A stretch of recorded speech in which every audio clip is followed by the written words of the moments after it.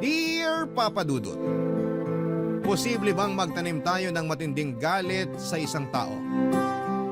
At posible rin bang hindi natin matutuhang magpatawad? Kasi kung oo, sa palagay ko ay deserve ng taong ito na hindi ko siya patawarin habang nabubuhay ako. Hindi niyo ako masisisi kung umabot ako sa puntong yon. Bilang anak na sobra-sobra ang respeto at pagmamahal sa magulang, ang hirap lang tanggapin na isa sa kanila ang nagtulak sa akin para kamuhian sila. Pero bago ko ipagpatuloy ang kwento ko ay pabati muna ng isang magandang tanghali sa mga katulad kong avid listener ng Barangay Love Stories. Aksidente lang talaga yung pagkakadiskubre ko sa programa ninyo, Papa Dudut. Gusto ko lang talagang mag-browse online tapos ay nakita ko ang isa sa mga istorya ninyo na naka-upload sa YouTube. Dahil sa na-curious ako sa caption ay pinakinggan ko yon. Hindi ko namalaya na natapos ko na yung kwento at doon na nga nagsimula ang pagkahilig ko sa pakikinig ng BLS.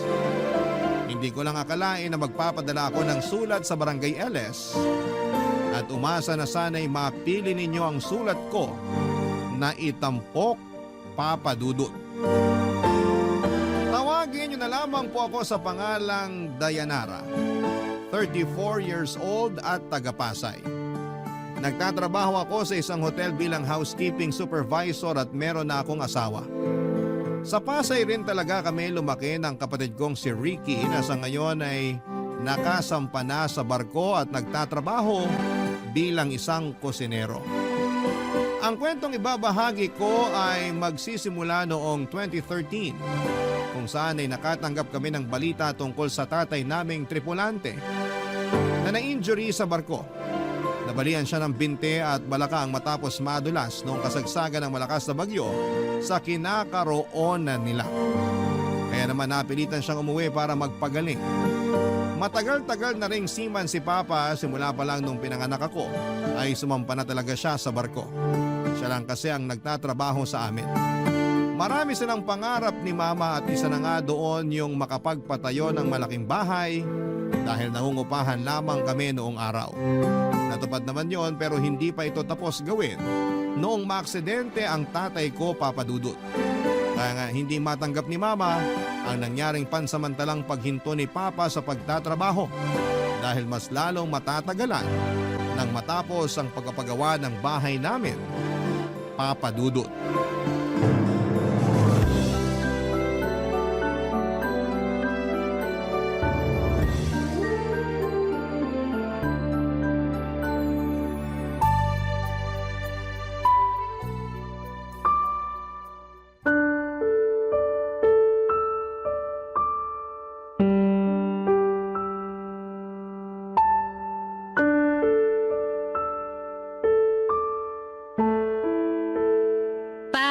Okay lang po ba kayo?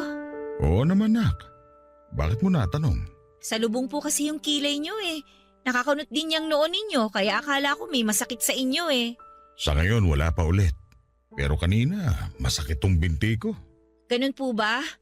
Hirap naman yan pa. Pero okay na po ba kayo ngayon? Hindi na po ba masakit? Hindi na. Komportable na ako sa pagkakahiga ko. Kanina kasi hinaharap ko yung gusto kong posisyon kaya medyo napagalaw ako.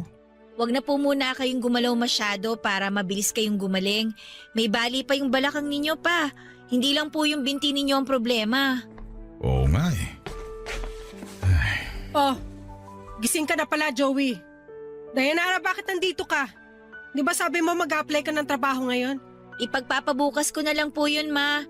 Tsaka gusto ko pong bantayan si Papa kaya hindi muna ako umalis. Nandito naman ako ah. Ako na lang magbabantay sa papa mo. Maghanap ka na ng trabaho.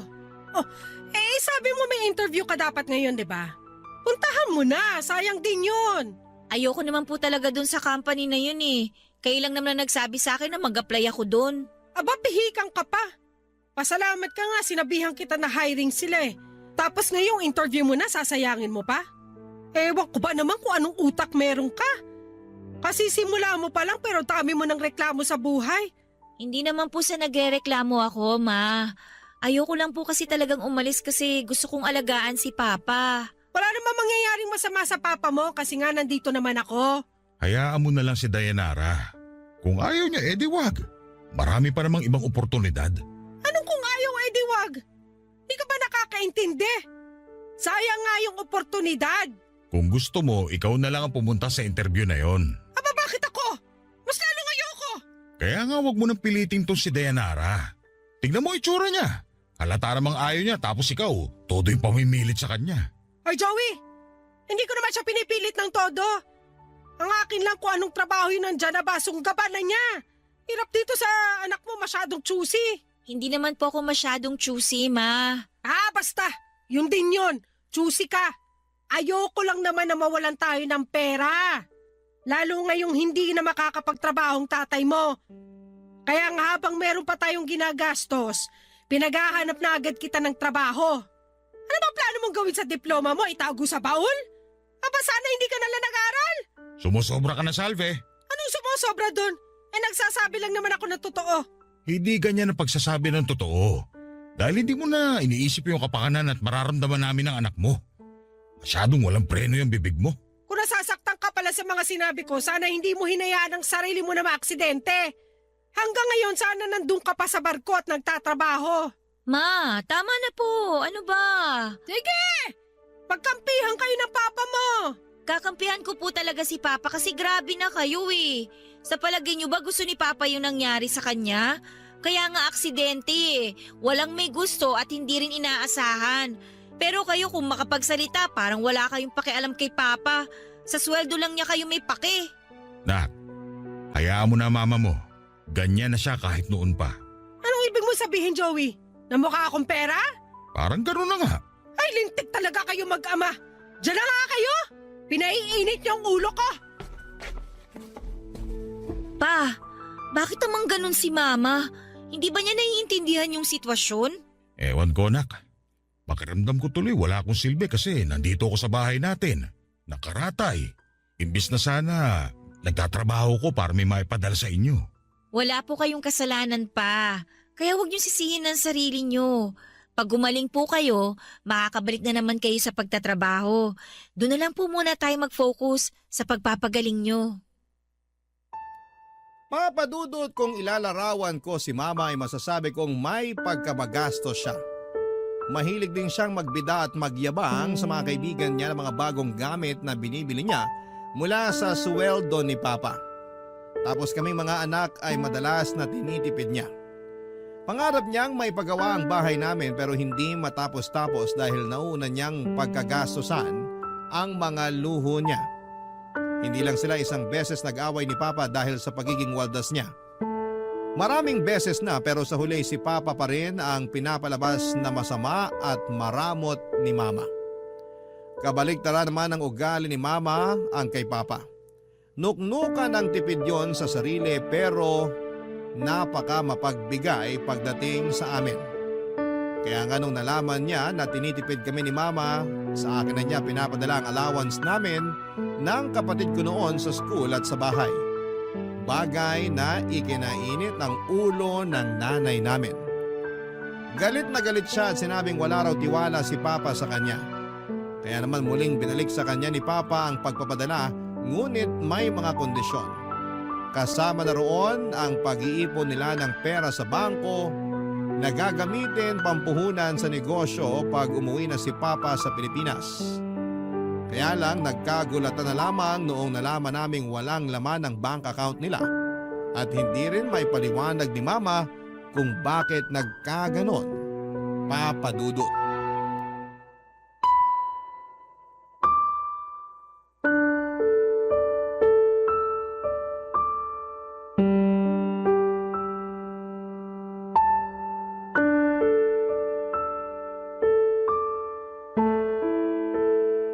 Ulitin mo nga yung sinabi mo. Sabi ko ayoko na sumampas sa barko. Gusto ko na lang dito sa bahay. Hoy, Joey, nababaliw ka na ba? Ano bang klaseng tanong yan? Para ka namang ewan kausap, Salvi. Matagal-tagal ko na rin pinag-isipan yun.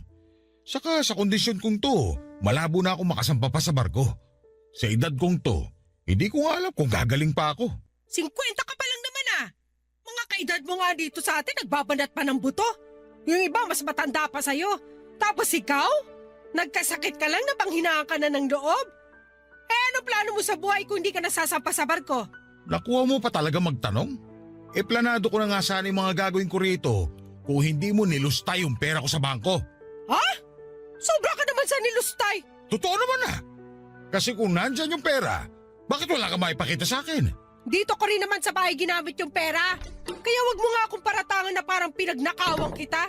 Bakit? Hindi ba? Sumasobra ka na, Joey! Oh, Ma, tama na po. Huwag niyo nang awayin si Papa. Siya ang nangaaway sa akin. Narinig mo ang sinabi niya? Pinagbibintangan niya ako, ninakawang ko siya. Sa bibig mo nang galing yan at hindi sa akin. Saan ko naman gagastusin yung pera, Aber? Saan pa? Di sa mga luho mo. Sa mga mamahalin mong bag, damit at mga alahas. Huwag mo pakialaman yung mga yon. Regalo ko yon sa sarili ko. Bakit hindi mo na lang kaya ibenta yung mga yun para may pakinabang naman? Bakit ko naman gagawin yon? Para magkapera tayo. Lalo na ngayon na hindi na ako sasampa ulit sa barko. Kulang pa yung pera ng pagbebentahan ng mga yun sa pang-araw-araw natin.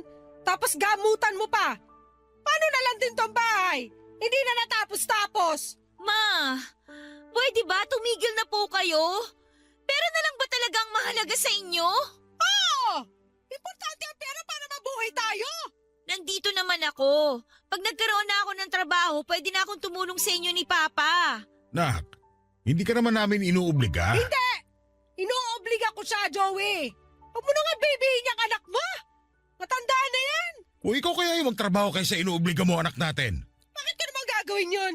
Nakakapikon ka na kasi. Kung makapagsalita ka, akala mo ganun lang kadaling kumita ng pera. Palibhasa, hindi mo alam yung hirap at sakripisyo ng pagtatrabaho sa labas kasi nandito ka lang sa bahay. Hindi naman ako nagpapalipas oras dito sa bahay Mga nakakalimutan mo. Inaasikaso ko yung mga anak mo. Ma, sabi na tumigil na kayo eh. Hanggang kailan po ba kayo magtatalo tungkol sa pera? Yung nanay mong gastador pagsabihan mo. Bakit ako lang? Kausapin mo rin yung tatay mong inutil.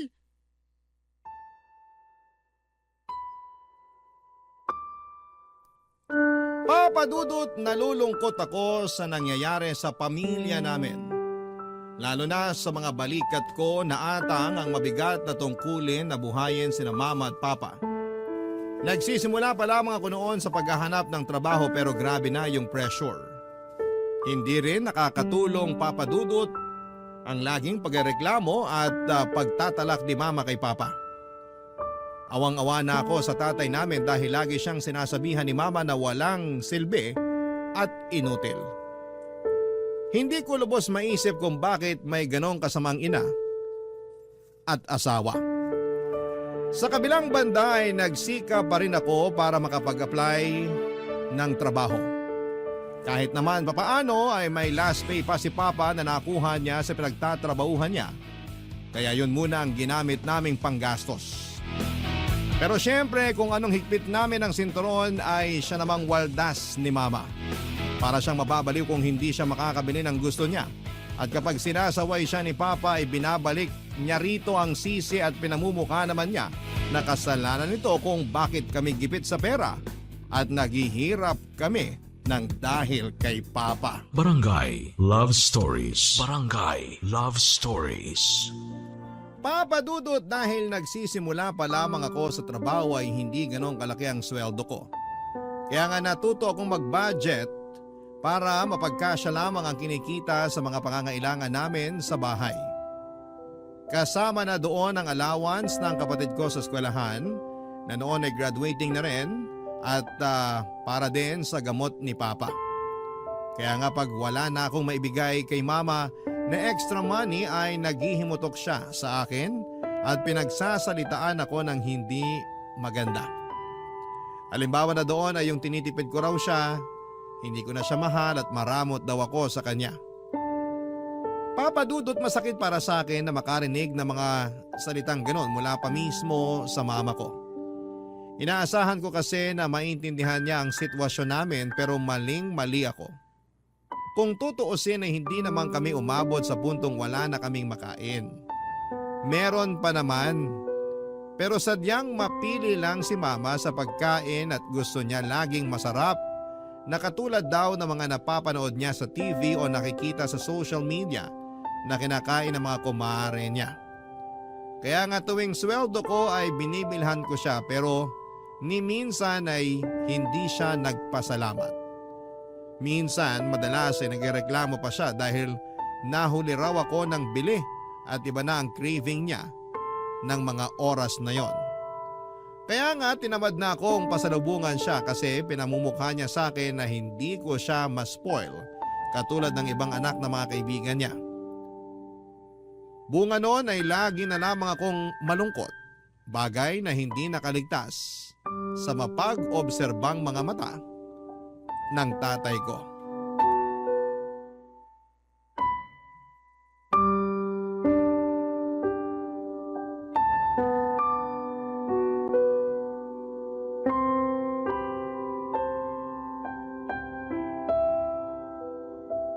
Kumusta ka naman sa trabaho mo, anak? Okay lang naman po, pa. Mabait naman po sa akin mga kasamahan ko doon. Tinuturuan nila ako kapag hindi ko alam yung gagawin. Tsaka lagi nila akong pinupuri kapag nagagawa ko ng maayos yung trabaho. Lalo tuloy akong ginaganahan na pumasok. Naalala ko, may ganyan din akong kasamahan sa trabaho. Bale, boss ko siya.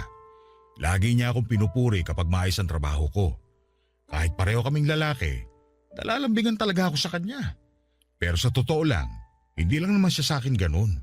Kasi mabait din siya at mahilig mamuri ng iba pa naming kasamahan kaya nga kahit mabigat yung trabaho namin napapagaan dahil maayos yung makitungo. Sabi ko na nga be, importante talaga na maayos yung mga kasamahan mo sa trabaho para maging maayos din pakiramdam mo habang nagtatrabaho. Oo, nak. Kaso, sigurado mamimiss niya kayo kasi hindi na kayo sasampa sa barko.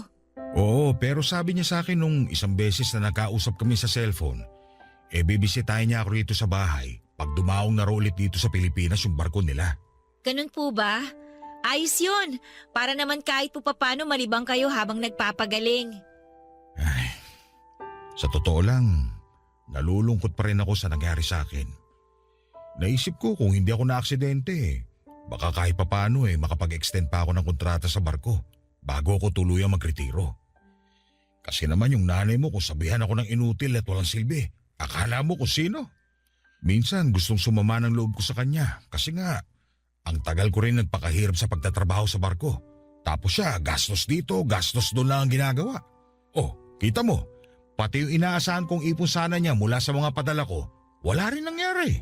Ewan ko nga po ba kay mama kung bakit siya nagkaganon.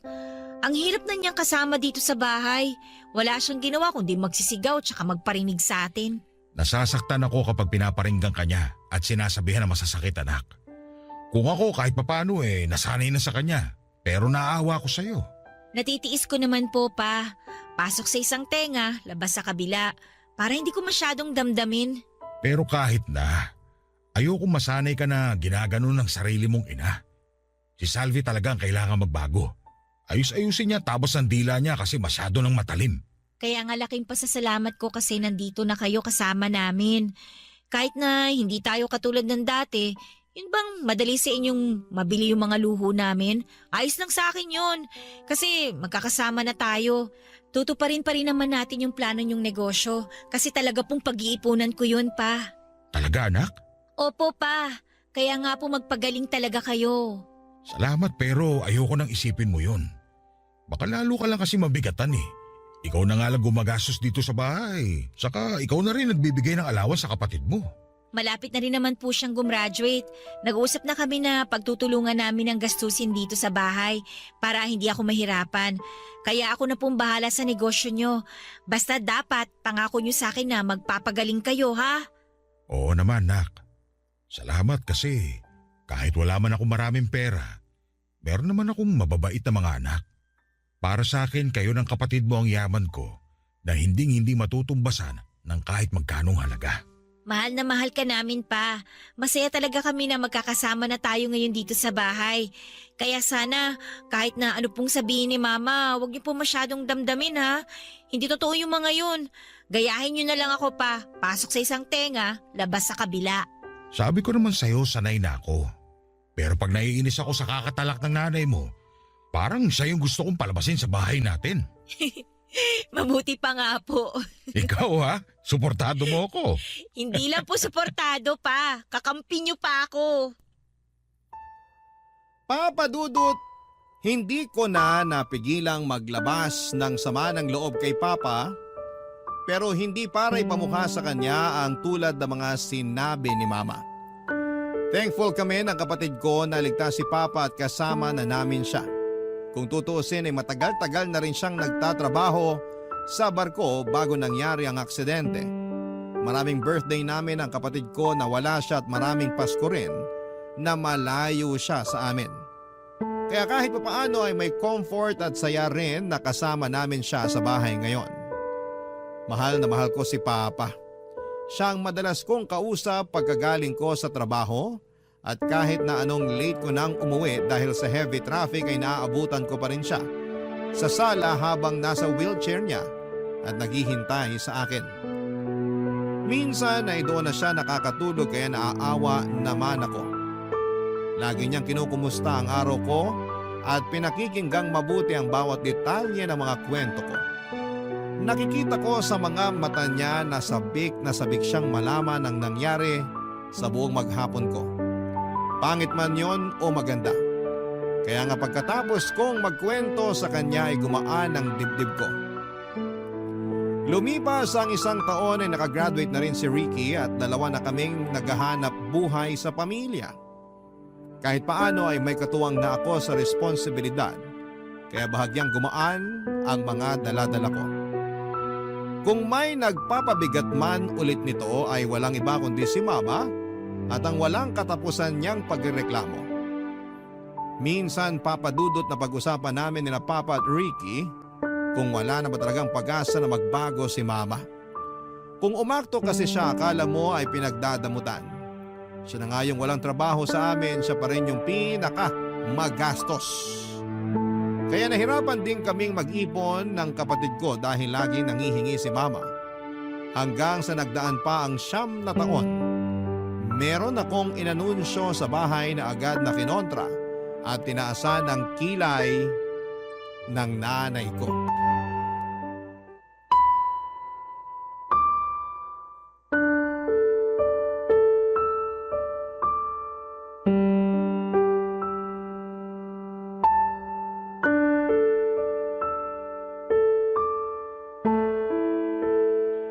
O nasa na ba yung kapatid mong yon? Sabi niya po malilate daw siya. Pero nasabi ko na sa kanya yung sasabihin ko sa inyo ni Papa. Ano ba kasi yon? Bakit kailangan kausapin mo pa yung kapatid mo? May kinalaman ba siya rito? Meron po. Kasi miyembro siya ng pamilya natin. Tungkol saan ba yung sasabihin mo, Nak? Ano po kasi, Pa? Ano nga? Pa-suspense ka naman eh. Tumahimik ka nga, Salve. Napakadaldal mong babae ka. Nagsalita ang tahimik ko, no? Oh, mag-aaway pa kayong dalawa? Sabihin mo na kasi yung sasabihin mo. Sinasayang mo lang ang oras ko eh. May pupuntahan pa kami maya-maya ng mga kumari ko. Ma, aalis na naman kayo? Oo. Ayoko rito sa bahay natin kasama yung pilantod mong tatay. Kaunti na lang talaga mahampas na kita ng tungkod ko. Sige, subukan mo. Baka pilayan pa kita lalo. Pa, wag na po kasi kayong pumatol. Ma, wag niyo na kasing awayin si Papa. Yung tatay mo kasi. Pasensya na, anak. Mabalik tayo doon sa sasabihin mo. Ano ba yon? Plano na po namin kasi magpakasal ng boyfriend ko. Talaga? Magandang balita yan kung ganon. Ano magandang balita doon eh? Pag kinasal niyang anak mo, bubukod na yan sa atin. O sino magbibigay ng perang panggastos dito sa bahay? Ano ba pinagsasabi mo kumikita naman yung tindahan na binigay sa atin ng anak mo ha? Pero hindi pa rin sapat yun, no? Sa dami ba naman ng mga umuutang sa tindahan na pagkahirap-hirap singilin, madalas pa akong abonado dyan kaysa tumubo kaya wala rin kwenta. Anong ibig mo sabihin? Hindi na pwede mag-asawa at bumukod si Dayanara? Kasi gusto mong buhayin pa rin niya tayo, ganun ba? Aba bakit hindi? Mga magulang niya tayo. Kaya dapat lang na siyang bumuhay sa atin. Baliw ka ng babae ka. Baliw na akong baliw pero ayoko! Hoy Dayanara, paano na kami ng papa mo? Kita mo namang maliban sa pagtao niya sa tindahan natin hindi na nakakapagtrabaho yan dahil sa kapansanan niya. Tapos gusto mo pa kaming iwanan dito sa bahay? Pero 33 na po ako. Gusto ko na po magkaanak at bumuo ng pamilya kasama yung boyfriend ko. Bakit kasi biglaan naman yung pagdedesisyon nyo ng ganyan? Ano pong biglaan? Inabot na nga po ko ng ilang taon bago kami naging desidido talaga eh. Pinagpaliban na namin to ng husto, kaya sana naman po pagbigyan nyo na kami. Tama ang anak mo. Napapanahon na rin naman para bumukod siya at magkaroon ng sariling pamilya. Kaya huwag mo na siyang pigilan.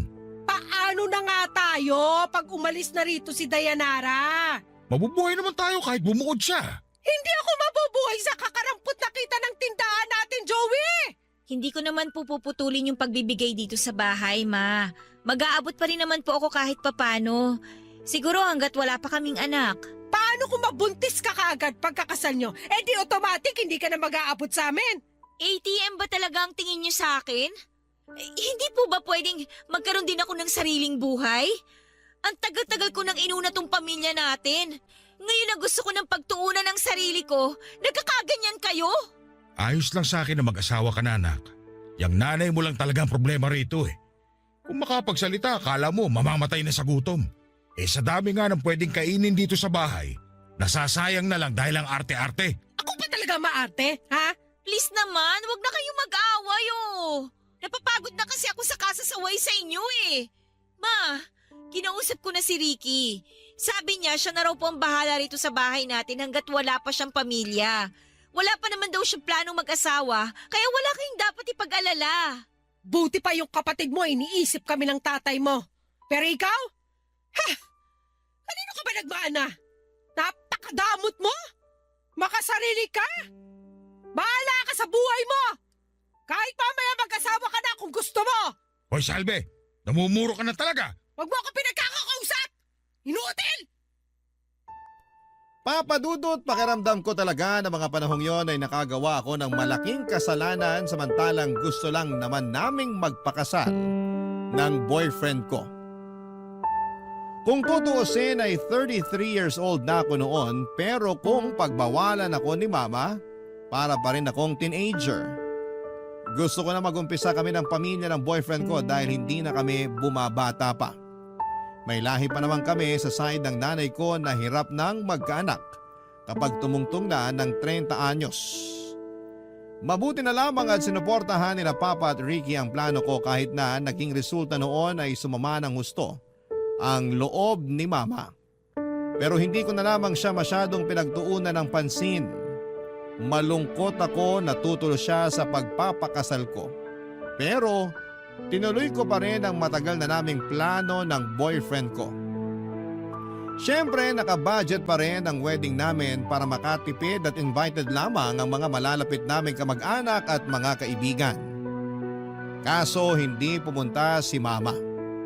Pero masaya pa rin ako kasi nandyan sina Papa at Ricky. Pagkalipas ang isang linggo ay bumukod na ako. At kahit na malungkot na umalis ng bahay namin, ay nangako ako kay Papa na lagi siyang bibisitahin. Barangay Love Stories. Barangay Love Stories. Papa Dudut, masarap sa pakiramdam na nakakapanibago pala ang bumukod pero masaya naman kami ng mister ko dahil unti-unti na naming naisa sa katuparan ng plano naming pagbuo ng sariling pamilya. Thankful din ako sa kanya kasi hinintay niya ako. Ang hirap din kasi pag ikaw ang breadwinner ng pamilya. Parang wala kang karapatang unahin ang sarili mong buhay dahil meron kang binubuhay. Kaya nga malaking bagay ang pagkakaroon ng supportive na partner para lalong lumakas ang loob ko at hindi ako masiraan ng ulo. Lalo ba naman sa klase ng nanay na meron ako. Tulad ng pangako ko kay Papa ay dinadalaw ko pa rin siya sa bahay namin tuwing weekend.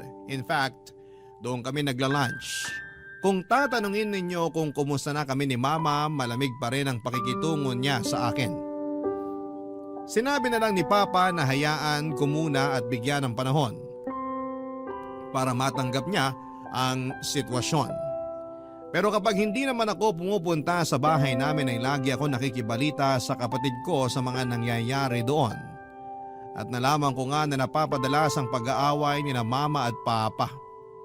Nagwo-worry na ako kaya naman kinausap ko na ang Papa ko nung isang beses na binisita ko siya sa bahay namin. At doon niya sinabi sa akin ang dahilan ng pagtatalo nila ng nanay ko.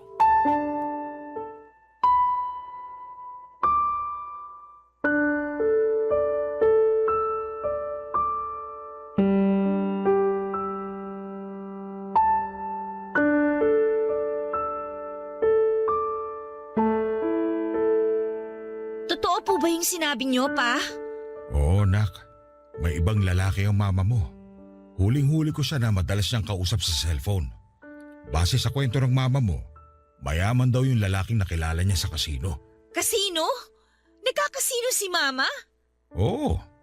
Kaya pala madalas nawawala yung benta namin sa tindahan kasi pinasusugal niya. Pero hindi naman po marunong magsugal si Mama. Saan po siya natutong magkasino? Malamang sa mga kumare niyang masamang impluensya. Pero napaisip ako baka matagal na rin niyang gawain yun. Pakiwari ko simula pa lang nung nagtrabaho ko sa barko. Kaya nga wala siyang maipakitang pera sa bangko pag uwi ko. Hindi naman po siguro. Kasi madalas niya nung pagkagastusan mga mamahaling gamit niya. Pero wala na yung mga yun ngayon. Ano pong ibig niyong sabihin? Binenta niya na lahat para may maipangsugal siya. Katulad ngayon, wala siya rito sa bahay. Malamang nandun yun sa kasino. Grabe naman po si Mama. Tapos nakuha niya pa man lalaki. Ibig bang sabihin nun, pinamumukha niya sa akin na kayang-kaya niya akong palitan dahil lang ganito ako? Hindi naman po siguro, Pa. Hindi naman nagbagong tingin sa akin ng mama mo simula nung mapilay ako. At kahit anong gawin ko para mapatunayan sa kanya na kaya ko pa rin magtrabaho, na may silbi pa rin ako sa pamamahay na to, wala pa rin saysay kasi hindi niya pa rin yun nakikita. Lagi lang niyang bukang bibig yung pagiging inutil ko. Huwag po kayong magsalita ng ganyan. Lalo na't hindi niyo naman po ginusto yung nangyari sa inyo. Tsaka, kahit may kapansanan kayo, masipag pa rin kayo, Pa. Sa totoo lang, bilib nga po ako sa inyo eh. Kaya huwag niyo pong pagsasalitaan ng masama ang sarili ninyo. Hindi ko lang mapigilan kasi nahihirapan na akong tiisin ng nanay mo. Imbis na tulungan niya ako para maging mabuti yung nararamdaman ko, dinadagdagan niya pa yung bigat sa dibdib ko. Buti na lang, nandiyan kayo ng kapatid mo. Kasi kung nagkataon na kaming dalawa lang ng nanay niyo, baka nasiraan na ako ng ulo. Tapos ngayon, dinagdagan niya pa yung atraso niya sa akin sa pagkakaroon ng ibang lalaki. Hindi na talaga siya nahiya sa akin, anak. Tama kayo. Sobra na si Mama sa mga ginagawa niya. Hindi na niya binigyan ng kahihiyan ng pamilya natin. Tapos binastos pa niya ang kasal ninyo. Hayaan niyo pa. Kakausapin ko siya pagdating niya. Baka mag-away lang kayo, nak. Mag-aaway po talaga kami kasi hindi nakakatuwa yung mga pinaggagawa niya. Iniisip ko lang na baka lalong mapalayo loob niya sa'yo pag nalaman niyang sinumbong ko yung panlalalaki niya. May karapatan naman po kaming malaman yon kasi mga anak niyo kami. Isang buong pamilya tayo kaya dapat alam din namin ang mga nangyayari sa inyo. Hindi naman porke bumukod na ako eh. Wala na po akong pakialam sa inyo dito. Siyempre, nag-aalala po ako sa inyo. Lalo na ngayon na gumagawa pala ng kalukuhan niya si Mama. Ay, ewan ko ba sa mama mo? Hindi ko na alam kung anong gagawin ko sa kanya. Nasasaktan ako pero mas lamang yung pagod ko na pakisamahan yung ugali niya. Kaya hindi ko na lang di siya kinokompronta. Kaya siguro iniisip niya na ayos lang sa inyo yung ginagawa niya dahil hindi kayo nagsasalita. Pero ako nang gagawa nun pa. Kakausapin ko si Mama at kung kailangan na makarinig siya ng mga hindi magagandang salita, hindi ako mangingimi para naman magtanda siya. Nakakapagod na siyang intindihin. Puro na lang problemang dala niya sa pamilya natin. Papa Dudut, hindi ako makapaniwala na meron pa palang ilalabas na mas masama ang ugali ni Mama nang malaman ko mula mismo kay Papa na may ibang lalaki siya. At hindi na siya nahiya dahil dinadala pa raw niya ang lalaki niya sa pamamahay namin. Wala namang magawa si Papa dahil lumpo siya. Kahit na nakakalakad siya sa tulong ng wheelchair at tungkod niya, mabibilang lang sa daliri ang mga hakbang na magagawa niya nang hindi siya napapagod. Sa loob kasi ng 10 taon ay hindi naman tuluyang gumaling ang baling binte at balakang niya. Kaya naman, nakadagdag-dagop yon sa pagsasama nila ni Mama. At dahil napuno na ako ay agad kong kinumpronta si Mama tungkol sa sumbong ni Papa sa akin. At nakakagulat lang na buong pagmamalaki niyang pinatotohanan sabay sabing ginagatasan lang naman daw niya ang lalaki niya. Dahil kulang daw ang perang binibigay namin sa kanya, kaya niya nagagawang kumabit. Kinilabutan ako sa katwiran ni Mama dahil napakabaluktot. Tapos ay hindi ko akalain na magagawa niyang gumamit ng ibang tao makuha lamang niya ang mga bagay na gusto niya. Para na niyang binenta ang dignidad niya kapalit ng pera. Ang sakit-sakit sa parte ko bilang anak na wala akong magawa sa kalokohan ng mama ko. Tapos mas doble yung sakit dahil harap-harapan niyang iniiputan si Papa sa ulo. Kaya nga nung napuno na ako sa kanya ay tinakot ko siya na pwede namin siyang idemanda dahil kasal siya pero may kinakalantaring iba. Sa kabila ng lahat ng napag-usapan namin ay hindi niya pa rin tinigilan ang pakikipag-ugnayan sa lalaki niya. Isang araw, isang pangyayari ang aktwal kong nasaksihan sa bahay namin nang dumalaw ako doon, Papa Dudut.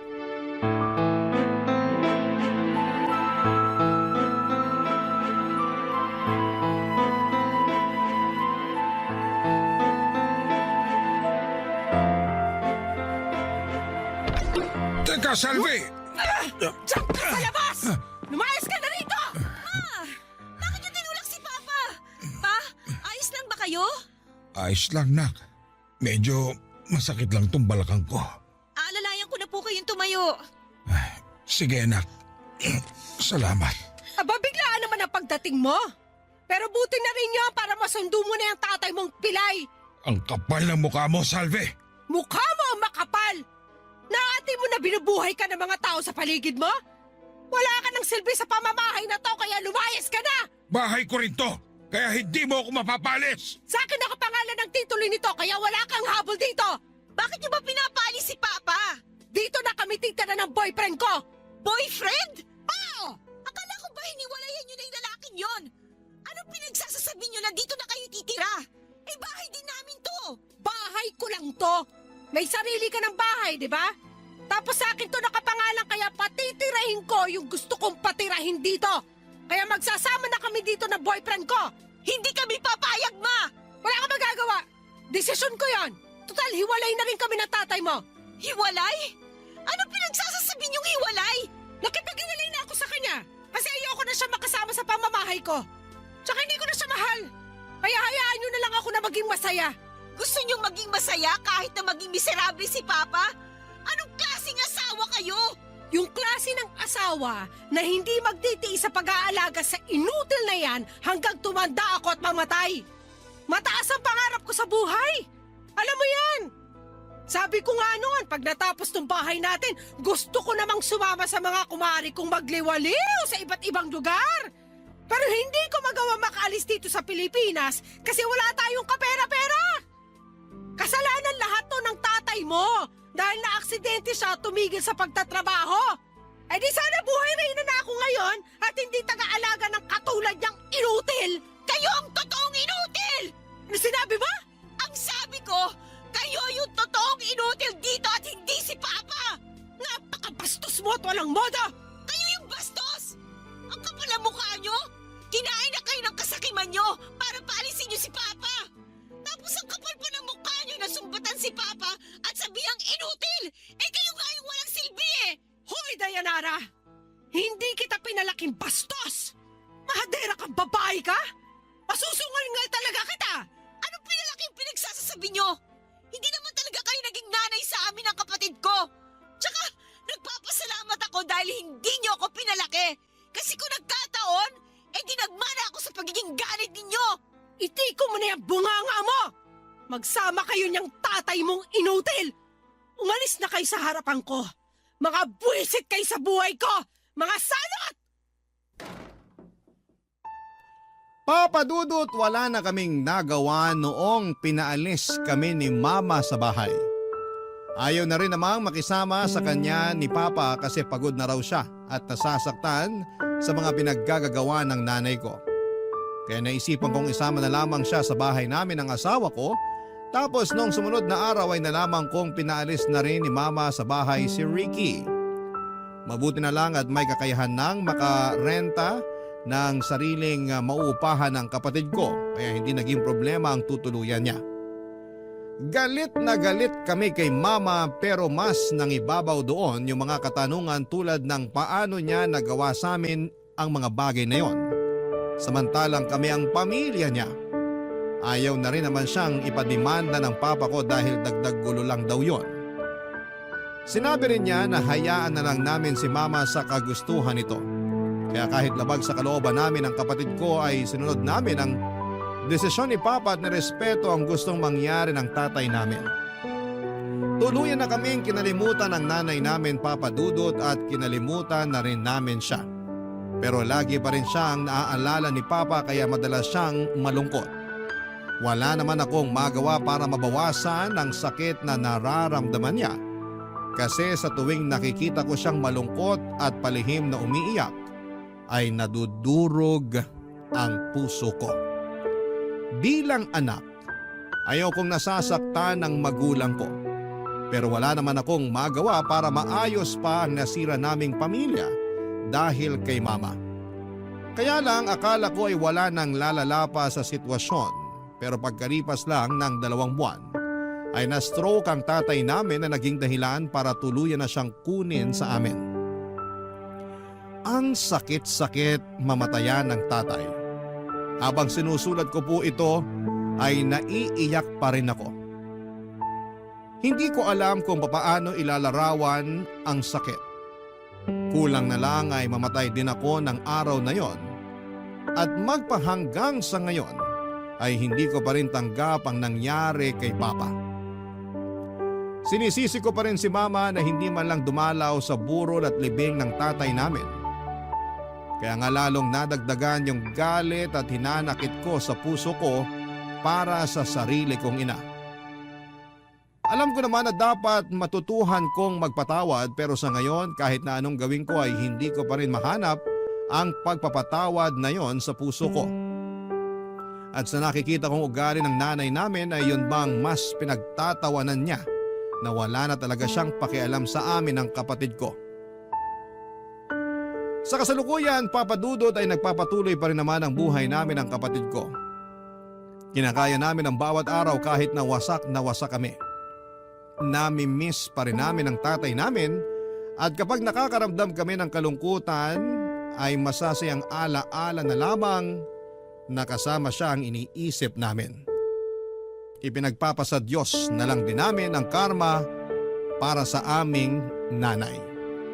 Hanggang dito na lamang po ang sulat ko, Papa Dudut, at umaasa ako na sana'y mapili po ninyong i-ere sa inyong programang Barangay Love Stories ang kwento ko. Maraming salamat and God bless sa Barangay LS 97.1. Ang inyong forever nakapuso at kabarangay, Dayanara. Dear Papa Dudut, dumanas na ba kayo ng matinding kahirapan sa buhay na ultimo ulam ninyo sa kanin ay asin na lamang? Ako kasi at ang pamilya ko ay oo. Maswerte na nga lang kami kung may asin. Pero kapag nakaluwag at nakapagdilihensya si tatay ng pangulam namin, bumibili siya ng noodles na pinaghahatian naming magkakapatid. Kadalasan 2 pakete lamang yon at kulang na kulang pa sa aming 8. Kaya ang ginagawa ko ay dinadamihan ko ng tubig na pansabaw. At kapag matabang ay inaasinan na lang namin, kaya nga malaki talaga ang pasasalamat ko sa asin. Dahil binigyan nito ng lasa ang matabang at walang kasusta-sustansya naming pamumuhay noong araw. Bago ako magpatuloy sa pagsasalaysay ng istorya ko ay tawagin niyo na lamang po ako sa pangalang Gwen. 39 years old at tubong Teresa Rizal. Pero nasa Taytay na kami nakatira ng mister ko. Pinagkakabalahan namin ang munti naming negosyo na ihawa ng manok at baboy na may tag-1 branch na sa luma at bagong palengke ng Taytay. Tapos magkakaroon na rin kami sa Angono. Masasabi ko na hindi naging madali ang pagpapaunlad ng negosyo namin yon. Bukod sa dugo at pawis ay mahabang pasensya at taimtim na panalangin ang pinuhunan namin, Papa Dudut. Buti na lamang at suportado namin ang mister ko ang isa't isa. Kaya nakakaya namin lahat ng mga pagsubok. Lalo na nga noong nagka-pandemic. Sa bagay, naisip ko na marami-rami na rin akong nalagpasang kahirapan, lalo na nung kabataan ko. Kaya dapat mas matatag na ako ngayong tumanda na ako. Kung babalikan ko ang antas ng buhay namin noon kumpara ngayon ay masasabi ko na malayo-malayo na rin ang narating namin, Papa Dudut. Hindi pa kami mayaman pero hindi na kami sumasala sa pagkain. At higit sa lahat ay hindi na rin kami nag-uulam ng asin. Mag-uumpisa ang kwento ko taong 2003 kung saan ay 18 anyos pa lamang ako at nasa high school, Papa Dudut.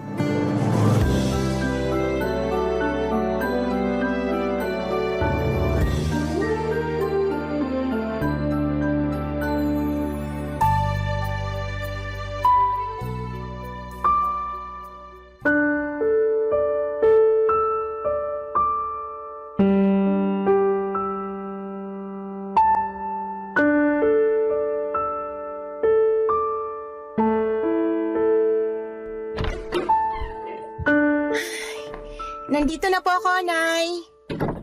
Hala, ang dilim. Bakit wala po tayong kuryente? Di na kasi tayo nakakabayad dun sa pinagkakabitan natin, kaya pinutulan na nila tayo. Tiis na lang muna uli tayo sa kandila, anak. Gipit na gipit tayo. May sakit pa kapatid mong sumunod sa'yo. Ay, ang init na naman po nito mamaya. Pero magpapaypay na lang po ako. Salamat, nak. Pasensya ka na. Ay, nga pala, bakit ginabi ka yata? Nag-practice pa po kami ng sayaw para sa presentation namin sa school bukas eh. Nakakapagod nga po. Sakit na ng binti at balakang ko, paulit-ulit na lang. Di kasi makuha nung iba kong kaklase yung step eh. Kaya mot. At hindi ka man lang nagpaalam sa amin ng tatay mo. Sana naabangan ka niya at nasundo dyan sa may highway. Alam mo namang delikado eskinita papunta rito sa atin. Biglaan po kasi, Nay. Tsaka ayos lang naman po ako. Buti na lang din walang nagiinuman dyan sa labas kaya dire-diretso ako nakauwi rito. Ay, kamuntik na pala akong habulin ng aso ng kapitbahay nating bruha. Buti na lang di nakatalon dun sa gate nila. Lampa talaga. Eh, kumain ka na ba? Hindi pa nga po. May kanin pa po ba? Oo, pero baka malamig na. Sabawan mo na lang para lumambot. Ay, sige po, Nay. Sakto, gutom na ako. Hala, ano po to, Nay? Literal na sabaw lang? Oo, pero may lasa naman yan. Tinimplahan ko yan ng asin at paminta. Yan lang kasi kinaya natin pang ulam, nak. Pasensya ka na. Parang nakakawalang gana naman po tong kainin. Sana hinaluan nyo man lang kahit talbos ng kamote para may ngunguyain ako. Isasabaw mo naman sa kanin, yun na lang nguyain mo. Saka wala na akong mahihinga ng libreng talbos ng kamote ngayon. Lahat may bayad kulang nga pambili natin. Buti nga may bigas tayo, dyan lang lahat napunta. Ay, dami mo naman reklamo, nak. Sarap na sarap nga dyan mga kapatid mo. Wala naman po kasi silang choice. Magugutom sila pag di sila kumain. Pero sigurado ako na nag-i-imagine ng masarap na ulam yung mga yun para ganahan lang sila. Alam mo namang di nakakapagtinda tatay mo dahil may sakit, di ba? Ikaw ang matanda, ikaw ang dapat nakakaunawa sa sitwasyon natin. Hayaan mo, kapag nakapagtinda na uli tatay nyo at kumita na siya, ibibili ko kayo ng masarap na ulam. Talaga po? Ano po bibili niyong ulam, Nay? Ipag-aadobo ko kayo ng manok o di kaya baboy. Pwede rin nilaga o tinola.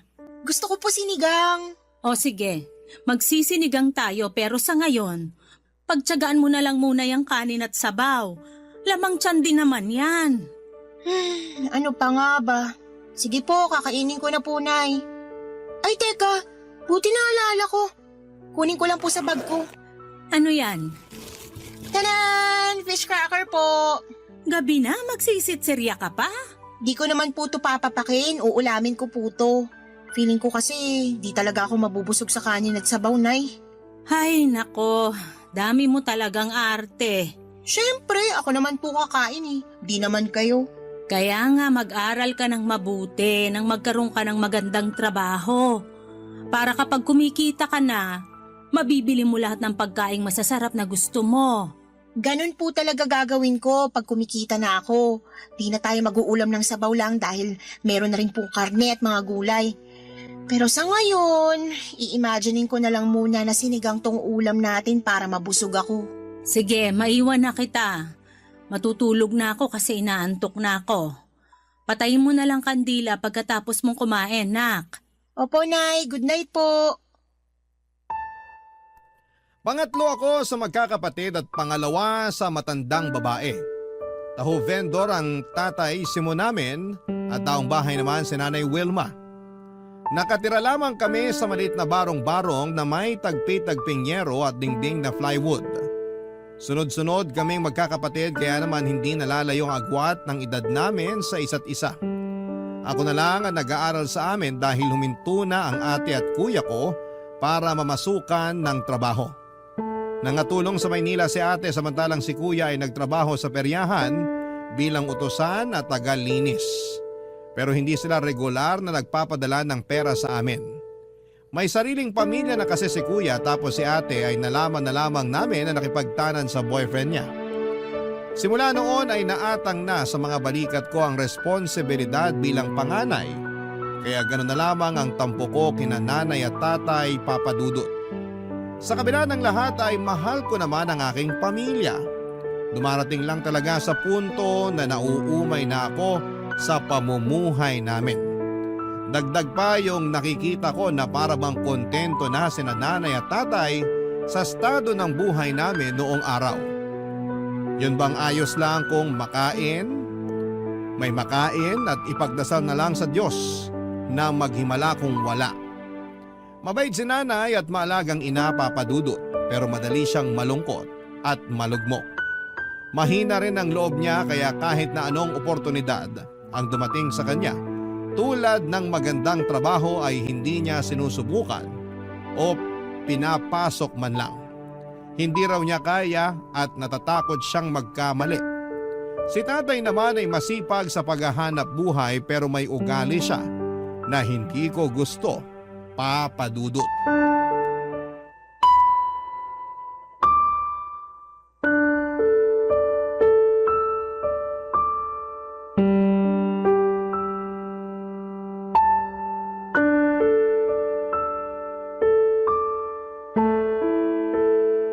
Tay, tama na po yung pag-inom nyo. Nakakalimang bote na kayo ng biri. Lasing na po kayo. Sino may sabi sa'yong lasing na ako? Kaya ko pa maglakad ng diretsyo. Lukuhin nyo lelang nyo. Halos matumba na nga kayo nung naglalakad kayo kanina. Huwag na po kayong tumayo dyan. At bakit mo ako inuutusan? Sino ka ba sa akala mo? Sino ka nga ulit? Si Gwen po, anak nyo po. Anak? Kasi sa pagkakaalam ko, wala akong anak na swail at bastos. Kaya di kita anak. Lumayas ka sa pamamahay ko. Hindi ko naman po kayo binastos. Nag-aalala lang po ako sa inyo kaya pinagsasabihan ko kayo. Tama na po, wag na po kayong uminom, tay. Bitiwan mo nga ako. Aray ko naman po, tay. Masyado ka kasing pakialamera. Masama po ba yun? Kanina pa kayo inom ng inom. Tapos pag nasobrahan kayo, magkakalat na naman kayo ng suka nyo. O bakit? Ano naman kung magkalat ako? Nandyan ka naman para linisin, di ba? Sabi mo, anak kita. Kaya responsibilidad mo na pagsilbihan ako na magulang mo. Gusto nyong pagsilbihan ko kayo, ang tigas-tigas nga ng ulo nyo. Anong sinabi mo? Bastos ka! Nagsasabi lang naman po ako ng totoo. Tsaka, kayo po yung unang nambastos dyan eh. Tinulak nyo pa ako. Akala nyo ba di masakit? Ang arte mo naman! Di ka naman nabalian ng buto. Saka yan natutunan mo sa eskwelahan. Ang sagot-sagutin ako. Aba, sana di ka na lang namin pinag-aral ng nanay mo. Sana nagtrabaho ka na lang para may silbi ka. Sumusobra na kasi kayo, tay. Ang sakit nyo pa magsalita. Alam mo, kaunti na lang madadago ka na kita. Ay ayoko sa'yo eh. Palasagot ka. Buti pa yung ate mo, mabait sa akin. Pero nasan po si ate? Nakipagtanan sa boyfriend niya, 'di ba? Iniwan niya na tayo. Pinabayaan na tinakasan kasi siguro nagsasawa na siya sa pamilya natin. Ayaw na niyang tumulong sa atin kasi pagod na siyang maghirap kasama natin. Sumusobra ka na, Gwen! Nasasaktan po ba kayo kasi alam niyo totoo sinasabi ko? Pag di ka pa nagtigil, masasampal na talaga kita! Anong nangyayari rito? Bakit ka sumisigaw, Noli? Yan kasing anak mo, balasubas sumagot sa akin. Nagpipigil lang ako pero gusto ko na talagang sampalin. Ano ba kasing sinabi mo sa tatay mo, nak? Eh di yung totoo. Pabida kasi si tatay, laging kinukumpara sa akin si ate pero iniwan naman tayo kasi ayaw na tayo makasama. Tumigil ka na Ako ba talaga yung pabida? Dago ka na kaya kita. Sige po, gawin nyo. Total, dyan naman kayo magaling. Halika rito. Ipapakita ko sa'yo kung saan ako magaling. Pwede ba tumigil na kayo? Yang anak mo ang patigilin mo. Huwag ako. Isa, Wilma. Dadago ka na rin kita. Bakit naman ako nadamay dyan? Umaawat lang naman ako. Damay ka na. Kasi kamukha mo yung bruwang yan. Ano naman pong koneksyon nun? Malaki. Kasi pareho akong nayayamot sa pagmumukha nyo ng nanay mo. Sarap yung pag-untugin mga peste kayo. Mabuti pa, makalayas na sa pamamahay na to. Saan ka pupunta? Basta, malayo sa inyong dalawa. Prangka at masakit magsalita ang tatay ko, lalo na pag nakainom. Kaya nga kahit na alam ko ang bagay na yon ay nasaktan pa rin ako sa mga sinabi niya. Pero hindi rin naman ako yung klase ng tao na mananahimik na lamang pag pinagsalitaan ako ng hindi maganda. Sumasagot ako at nangangatwiran at para sa akin ay walang kinalaman ang mga natutuhan ko sa eskwelahan kasi alam kong agrabyado na ako. At ayoko sa lahat ang iniinsulto kahit na sarili ko pang mga magulang papadudot. Kaya nga suwail at bastos na anak ang tingin sa akin ni tatay. Sa bagay, hindi ko na yon maaalis sa kanya dahil hindi ako ang paborito niya. Ayoko na lang na makipagkompetensya sa ate ko lalo na at hindi rin namin siya mahagilap ng mga panahong yon. Bigla tuloy akong nainggit sa kanya kasi mabuti pa siya. Nakatakas na sa responsibilidad sa pamilya namin. Pero wala naman akong lakas ng loob na gawin ang ginawa niya dahil naaawa ako sa mga maliliit kong kapatid. Sila na lang ang rason kaya nananatili pa rin ako sa bahay namin ng mga panahong yon, papadudot. Barangay Love Stories. Barangay Love Stories. Nang mga panahong yon ay naisip kong tama si tatay sa mga sinabi niya na imbes mag-aral ay maghanap na lamang ako ng trabaho. Ganon din naman kasi yon, pag nakapagtapos ako ay magtatrabaho din ako. Kaya bakit hindi ko na lamang unahan? Wala nga akong diploma pero meron naman akong kita. Saka malaki ang maitutulong noon sa pamilya ko na porgang-porga na sa pag-uulam ng noodles, sardinas at sabaw na may asin at paminta. Gusto ko namang makatikim ng fried chicken ang mga kapatid ko at magagawa ko lamang yon kung kumikita na ako ng pera na pambili. Nung una ay sinubukan kong mag-working student pero hindi ko talaga kinaya. Sa uli sinuko ko na lamang ang pag-aaral ko at nag-full-time tendera ng tinapa at ng dilis sa palengke, papadudot. Mababa lang ang sahod ko noon, nasa 250 pesos isang araw. Pero malaking halaga na yon para sa akin. Kaso'y hindi ko pa rin kayang bumili ng lechong manok. Kaya nagtiyaga na lamang kami sa pritong manok per peraso na nabibili sa kanto. Masarap naman kahit puro harina at tumitigas pag malamig na. At least, hindi na asin o noodles ang inuulam namin dahil may nangunguya ng laman ng totoong manok ang mga kapatid ko. Masaya na sila doon kaya masaya na rin ako. At proud din ako sa sarili ko dahil nakakapag-abot na ako ng pera kay nanay ng mga panahong yon, papadudot.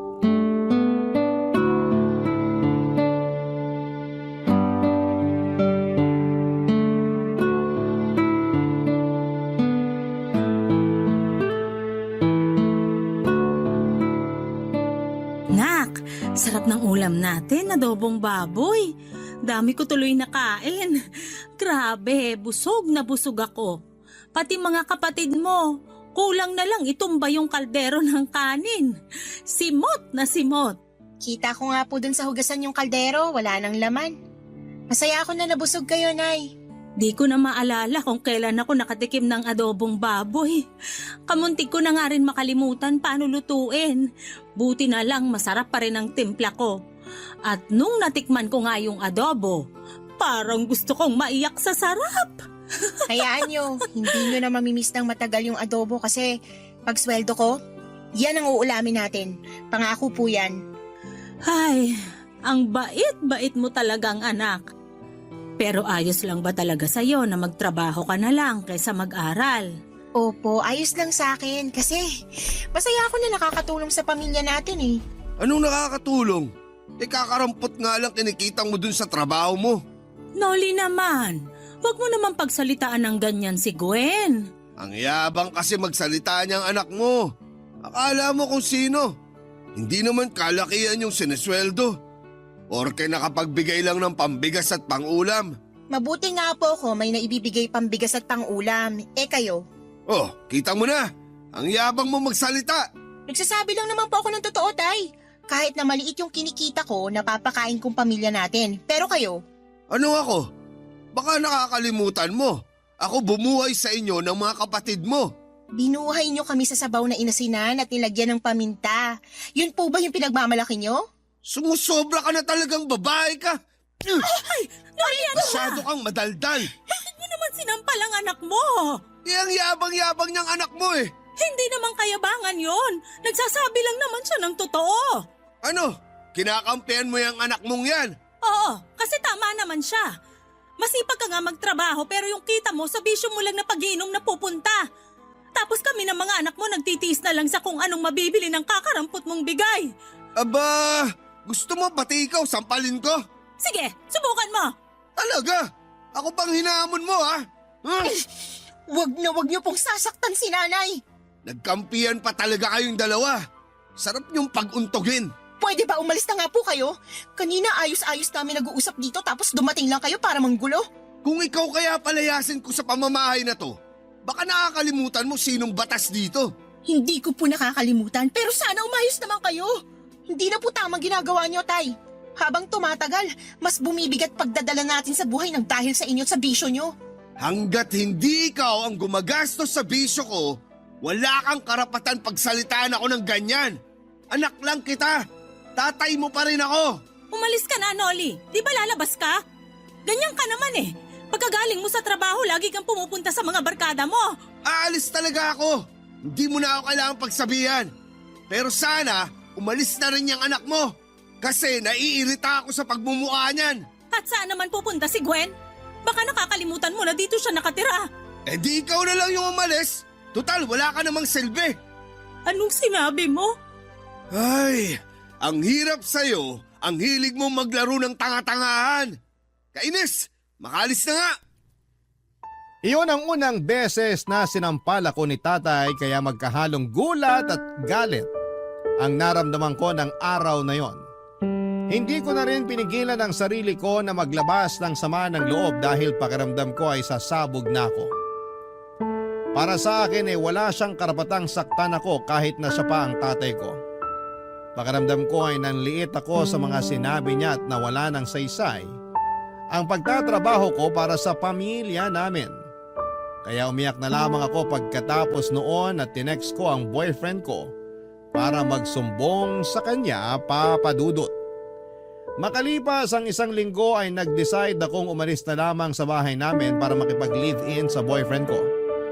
Masama pa rin kasi ang loob ko kay tatay at nakadagdag sa bigat nang nararamdaman ko yung hindi namin pagpapansinan sa bahay. Minsan nagpapasaring pa siya kung gaano ako kasamang anak kasi maramot daw ako. Sinasaway naman siya ni nanay pero nauuwi lang yon sa away kaya naaaburido na ako. Sukan-suka na ako sa bahay namin kaya ginusto ko na lamang bumukod. Hindi naman nila ako napigilang umalis lalo na ni nanay at ng mga nakababata kong kapatid. Pero nangako ako na bibisita sa kanila at magbibigay pa rin ng perang pangkain at pambayad sa bills. Lumipas ang 5 buwan, habang nasa bahay ako para dumalaw kina nanay, ay meron siyang sinumbong sa akin.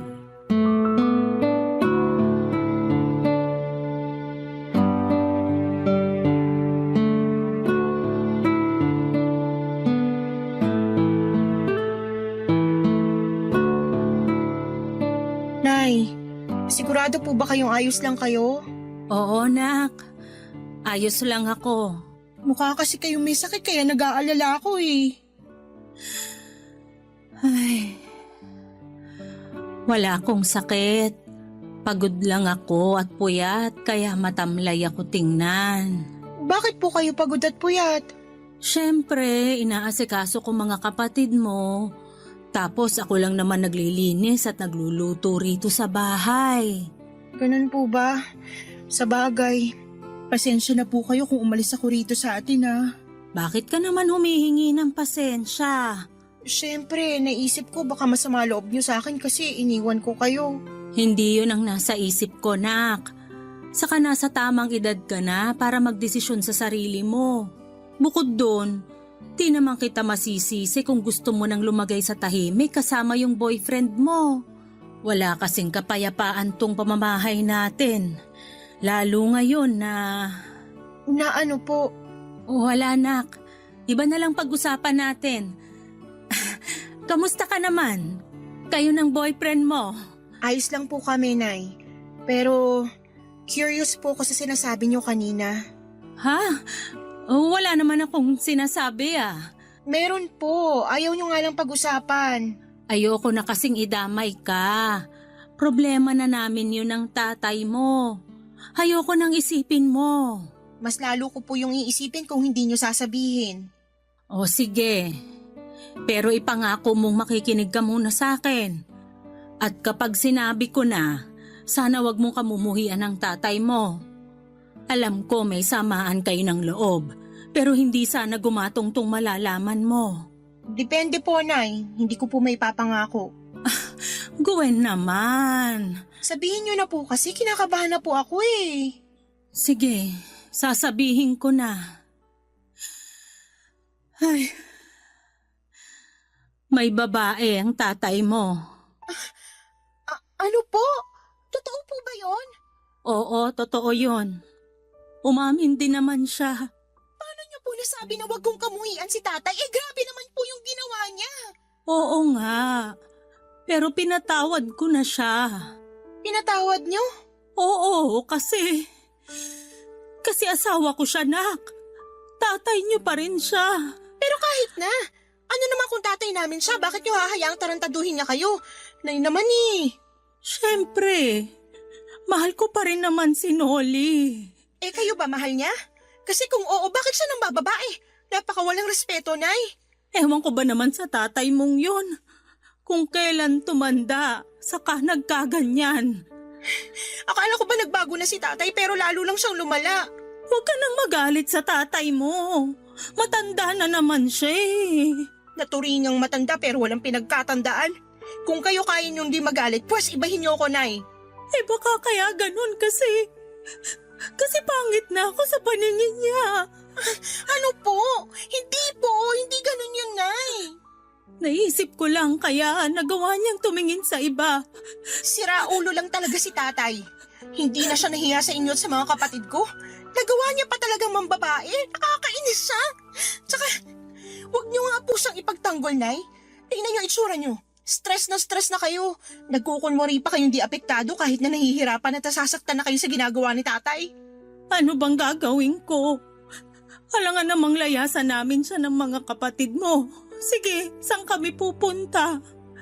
Ikaw lang at si Noli ang kumikita sa pamilya natin. Hindi ko kayang buhayin mga kapatid mo, nak. Pasensya ka na kung may mahina kang nanay. Di ko lang po matanggap na ginaganong kayo ni tatay eh. Hindi na siya nahiya. Nakakainis siya. Galit ako sa kanya, Nay.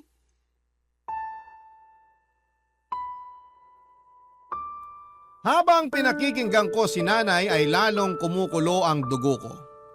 Hindi ko na rin tinago ang pagkadismaya ko kay tatay. Lalo akong nagngit-ngit sa galit dahil sa mga nalaman ko. Hindi na ba siya nahiya? Kasi kung oo, ang kapal naman ang pagmumukha niya. Pero naaawa rin ako sa nanay ko dahil wala siyang magawa, Papa Dudut. Natatakot siya na iwanan ni tatay kaya tiniis na lamang niya ang katarantaduhan nito. Kaya dinamayan ko na lamang si nanay hanggang tumahan siya. Nang gabi ring yon ay dumating ang tatay ko at nagulat siya nang makita ako sa bahay namin. Pero imbes na mainit na yakap at halik, sinumbatan ko siya sa mga sumbong na nalaman ko mula kay nanay.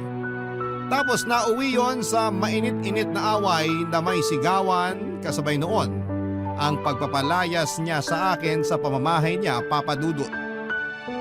Iyak ako ng iyak nang ikwento ko sa boyfriend ko ang mga nangyari sa pagdalaw ko kina nanay. Wala rin naman siyang nagawa kaya niyakap na lamang niya ako ng mahigpit hanggang sa tumahan ako. Kahit na magkasama na kami sa isang bubong ay nagkasundo kami na hindi muna mag-aanak dahil mahirap ang buhay. Factory worker ang boyfriend ko at pinasok niya ako sa pinagtatrabahuhan niya. Nangako kami sa isa't isa na mag-iipon ng pera kasi gusto naming magnegosyo. Maswerte ako sa kanya dahil kahit pareho kaming laki sa hirap ay mataas naman ang ambisyon namin. At yon ay ang umasenso sa buhay, Papa Dudut. Barangay Love Stories. Barangay Love Stories. Papa Dudut, bukod sa regular naming trabaho ng boyfriend ko ay sinubukan din naming magtinda ng ulam at pang-almusal na binibenta namin sa aming pinagtatrabahuhan. Tapos, imbes na magpahinga tuwing linggo, ay tumatanggap kami ng mga short order na mga palutong merienda tulad ng spaghetti at pansit. Ginawa namin yon para madagdagan ang income at ang ipon namin. At kahit na nga nakakaluwag na kami, mas naging matipid kami ng boyfriend ko. Hindi po kami tumigil sa pagtitinda para mahanap namin ang negosyong gusto naming i-pursue. Makalipas ang 8 taon, nag-resign na ako sa pabrika at sinimula na ang business naming ihawan ng manok, Papa Dudut. Nagbigay pa rin ako kina nanay ng pera pero laging nakakarating sa kaalaman ko na ginagastos lang yun ni tatay sa bisyo niyang alak at sa pagsasabong. Kaya naman nanatili pa rin hikahos ang pamumuhay ng pamilya namin. Bagay na lalong nagpahirap sa kalooban ko ng mga panahong yon.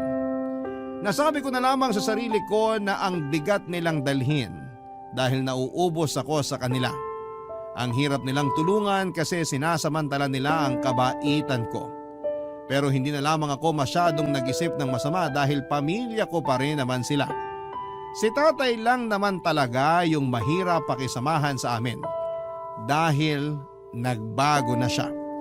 Wala akong ideya kung gaano kaseryoso ang problema ni tatay sa pagbibisyo niya hanggang sa makarating sa akin ang balitang sinanlan niya ang bunso namin sa kumpare niya para makautang ng perang pansabong.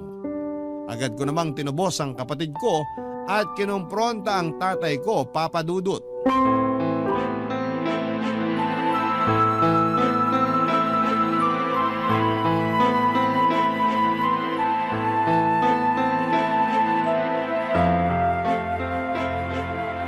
Ipapabarangay kita, tay! Wag, nak! Patawarin mo ako! Paano ko po kayo mapapatawad? Patong-patong ng mga kasalanan niyo sa amin. Una na yung pambababae niyo. Tapos ngayon, dinagdagan niyo pa ng panibagong kasalanan. Anong klaseng ama kayo, tay? Gawain po ba ng matinong magulang yung isang na ang sariling anak ng dahil sa pera? Alam ko namang mali, pero di ko lang talaga napigilan. Anong hindi niyo napigilan? Ewan ko, basta kating-kati kamay ko na makapagsabong. At kapag hindi ko ginawa yun, parang masisiraan ako ng ulo. Matagal na po kayong siraulo simula nung hayaan yung kainin kayo ng mga bisyo nyo. Ang sama-sama nyo, tay! Pinagpalit nyo kaming pamilya nyo sa pesteng bisyo na yan! Nak, huwag mo naman pagsalitaan tatay mo ng ganyan. Nagsisisi na naman siya sa ginawa niya eh. Huli na para magsisi kasi nagawa niya, nanay. Tsaka naririnig nyo bang sarili nyo? Pinagtatanggol niyo si tatay matapos niyang isan lang kapatid ko. Nasisiraan na ba kayo ng bait? Hindi, pero tatay mo pa rin siya. Desperado lang siya kaya niya nagawa yun, pero alam kong hindi na niya uulitin. Sabihin mo kay Gwen na hindi mo na uulitin, Noli. Tama, nanay mo, nak. Hindi ko na uulitin. Kaya sana patawarin mo na ako. Magbabagong buhay na ako. Hindi na ako magsusugal o mambababae. Sana noon niyo pa yung ginawa. Ginagawa ko naman na eh. Wilma, sabihin mo nga sa anak mo na nagbabagong buhay na ako. Bigyan mo na ng isa pang pagkakataon ng tatay mo. Maawa ka sa kanya, nak. Ewan ko sa inyo, Nay. Hindi ko maintindihan kung bakit imbis na yung kapatid kong kampihan niyo, katatay pa rin talaga kayo kampi. Baka nakakalimutan niyo. Harap-harapan kayong niloko ng taong yan. Huwag niyong sabihin sa akin na ayos lang sa inyo na iniiputan niya kayo sa ulo. Siyempre hindi, pero matagal na yun. Matagal na nung huling beses na may kinaloko ang babae ang tatay mo. Hindi ko lang sinasabi sa'yo pero nakikita ko, nagbabago na siya. Sabi ko naman sa'yo, nak. Nagbabagong buhay na ako eh. Ewan ko, Tay. Hindi ko na alam kung sino paniniwalaan sa inyo ni Nanay kasi lumalabas para kayo nagkakampihan eh. Pinagtatakpan ni Nanay ang mga kasalanan niyo kasi mahal niya kayo. Alam ko. Kaya nga malaki pasasalamat ko sa nanay mo.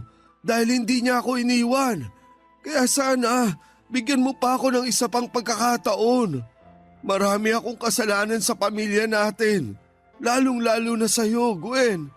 Gusto kong bumawi kahit bago man lang mamatay. Huwag mong sabihin yan, Noli. Hindi ka pa mamamatay. Hindi lang po kayo sa akin dapat humingi ng patawad, Tay. Doon din sa kapatid ko kasi panigurado na trauma yun sa ginawa niyo. Kaya nga desidido akong ipabarangay kayo. Pero sige, bibigyan ko pa kayo ng isa pang pagkakataon. Kaso pag naulit po to, hindi ko na kayo mapapatawad. Salamat, nak. Salamat talaga. Pangako, hindi ko na uulitin. Galit na galit ako kay tatay ng mga panahong yon. Marami akong tanong sa kanya dahil hindi ko lubos maisip na magagawa niya yon sa sarili niyang anak. Wala siyang konsensya at gusto ko siyang turuan ng leksyon sa pamamagitan ng pagpapakulong sa kanya. Pero nagmakaawa si nanay na huwag ko nang gawin yon. At nang mahimasmasa naman si tatay sa katarantaduhan niya ay umiyak siya. Dahilan para lalo kong maramdaman na maawa sa kanya, Papa Dudut. Parang nagbalik yung dati naming tatay na nawala matagal na panahon na ang nakakalipas at napalitan ng ganid at makasariling tatay nang malulong siya sa bisyo. Iba talagang nagagawa ng adeksyon. Mabuti na lang dahil natauhan na siya ng mga oras na yon. Pero takot na takot pa rin sa kanya ang mga kapatid ko. Hindi ko naman sila masisisi dahil nakakatroma ang mga pangyayaring yon. Pero pinatunayan ni tatay na gusto na niyang magbago matapos niyang lumuhod sa amin at magmakaawa na patawarin na namin siya. Simula noon ay tinigil na ni tatay ang kanyang mga bisyo at nag-focus na lamang siya sa pagtatrabaho. Bumalik po siya sa pagtitinda ng taho pero naaawa na ako sa kanya kasi matanda na siya para magbuhat ng mabigat at maglakad ng malayo. Kaya nga inalok ko sila ni nanay kung gusto nilang magtindahan para naman kahit nasa bahay lang ay kumikita na sila. Hindi naman sila tumanggi kaya pinondohan ko ang bagong negosyo nila.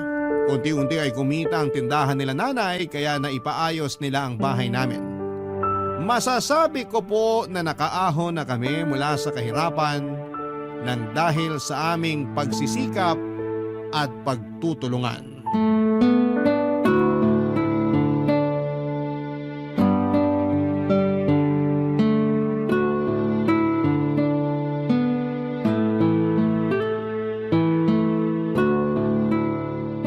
Nay, ito pang tuition sa school ng mga kapatid ko. Tapos ito naman, allowance nila pag nagsimula na klase nila. Magbibigay na lang po ulit ako sa susunod na buwan. Naku, nak. Sigurado ka ba rito? Ayos na tong pang-tuition nila. Pero tong allowance, kaya na naming bigay ng tatay mo.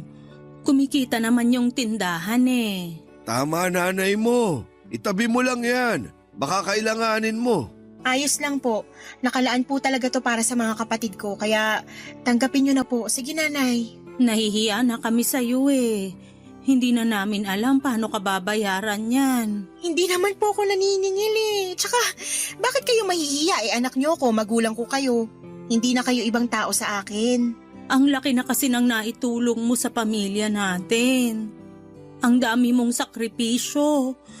Pasensya na kung kinailangan mong gawin yun para maiahon tayo sa kahirapan, ha? Nahihiya kami sa'yo. Kasi ikaw na yung tumayong haligi ng tahanan natin. Dahil naging siraulo ako nung araw. Ewan ko ba naman sa sarili ko. Buti na lang, mabait pa rin ang Panginoon. Kasi hindi niya inayaan na masira ko lalo ang pamilya natin. At malaki rin pagpapasalamat ko sa nanay mo dahil hindi niya ako iniwan. Siyempre, mahal kita eh.